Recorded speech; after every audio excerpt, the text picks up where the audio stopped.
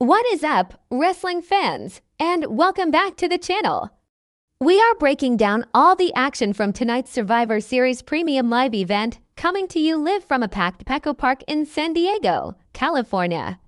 And WWE decided to kick things off with a bang, throwing us straight into the fiery chaos of the Women's War Games match. The bell rang, the cage door locked, and it was on. This was an absolutely star-studded affair. A who's who of the women's division.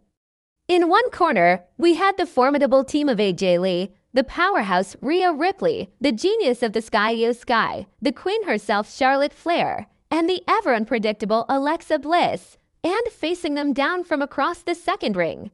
An equally stacked lineup, the man Becky Lynch, the Empress of Tomorrow Asuka, the Pirate Princess Kairi Sane, the irresistible force Nia Jax, and the rising star Lash Legend.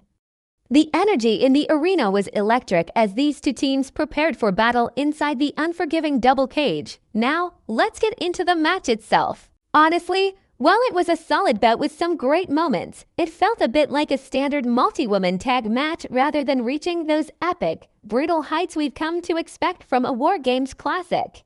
The structure was there, the weapons came into play, but it didn't quite have that next-level intensity or the unforgettable, shocking moments that define the greatest War Games matches in history.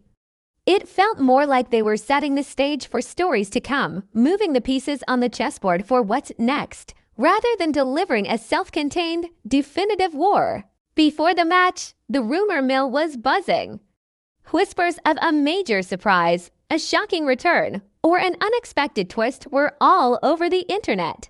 Fans were on the edge of their seats, waiting for that big moment to drop.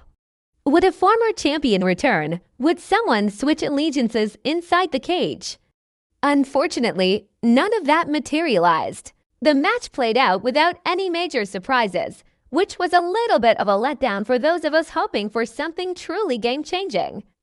It was a straightforward contest, focusing solely on the 10 women involved, for better or worse. Despite the lack of a big surprise, we did get some really fun and creative spots that got the crowd on their feet. The highlight for many was a fantastic piece of teamwork and ingenuity. We saw the sheer power of Rhea Ripley on full display as she hoisted AJ Lee up onto her shoulders.